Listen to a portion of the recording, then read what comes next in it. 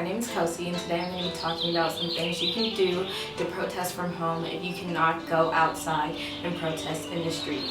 So first I'm just going to say a little bit about why this is so important and why the Black Lives Matter movement is so important.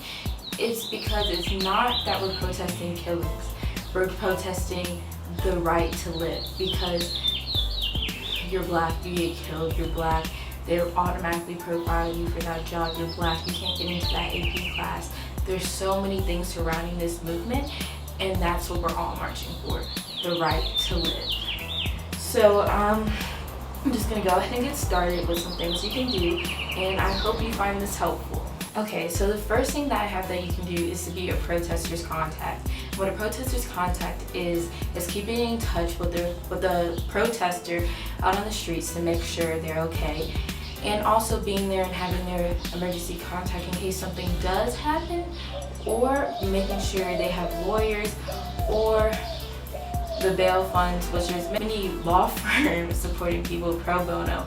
So making sure they have a plan in place for that and making it go into action in case they get arrested. We have to be there for people on the ground.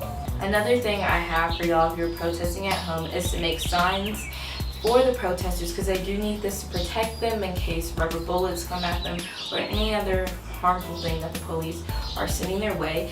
And that these need to be sturdy signs that are made of wood and different things. I got this from @GenderVamp on Twitter. And also medical supplies. If you make face masks, please try to deliver this to the protesters, because we still are in a pandemic and this is very important. They're putting their lives at risk just by going out and protesting. If you can't do it, maybe you can have somebody deliver it to them, but that's okay if you can't. There's still a lot of different things you can do, including asking the protest groups what they need specifically. So going specifically to their page, asking them what they need as an individual group. So for instance, I found groups on Facebook that I can go to and ask if they need something specific from me. There also could be some on Twitter, Instagram. There are lots of different social media platforms that do have these people. I would be aware though, because when I did try to look at the Black Lives Matter Instagram page, I could not find it. They said no search is found. So I would really like to believe that Instagram is not blocking the Black Lives Matter movement pages. And something that you can really do is to spread the message. There needs to be awareness in every facet of the country for this. We need to be posting TikToks, we need to be posting YouTube videos, we need to be retweeting tweets, sending tweets out. We need to be posting on the Instagram, posting on our Instagram stories. You need to be posting on Tumblr, Twitter. You need to be posting everywhere to get this awareness out about this message. Also, be sure to make sure all the message you are sending out or reposting that it is true, because it's very easy to spread false information around, especially during this time when there's such an overload of information.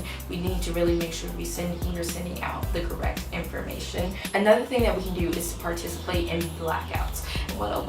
There's blackouts where you don't buy anything for the entire day, or you strictly go to black outlets to do things, black music, black art, black products, and there's a whole list that all over the place for black-owned businesses. There's Twitter threads for it. I'm sure there's some on Instagram, but I've seen tons of Twitter threads, and I'll show you some online ones, and there's also ones specific for your city that I'm sure someone has made if you live in a big city.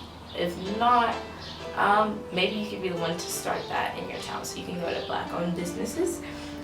Jade Alice Bott has a really good thread online about black-owned businesses, and we have to remember that money makes the world go round, and without money this country wouldn't run. Our economy is what makes this country, and without it they would have nothing, and black people make a part of the economy, and we need to give our attention to them, and we also have to realize the power we have as the people to do this. If we think about big movements, they all took some part of the economy away, and this is what we need to do to create change.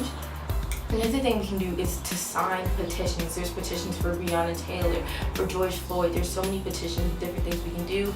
We can call the leaders in our states. We can do all of these different things to make change. It is important that we also vote. We cannot just vote for the president. We have to vote for the people who are local and for the people at the local and state level. This is very, very important. Another thing to do is to educate your friends and family. Sometimes it's so much harder to educate the people closest to you about these issues, but it is a step we need to take to create change in this country.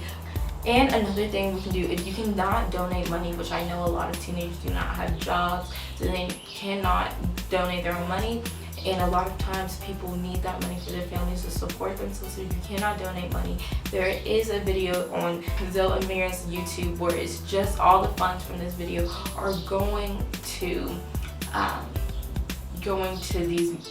different Black movements.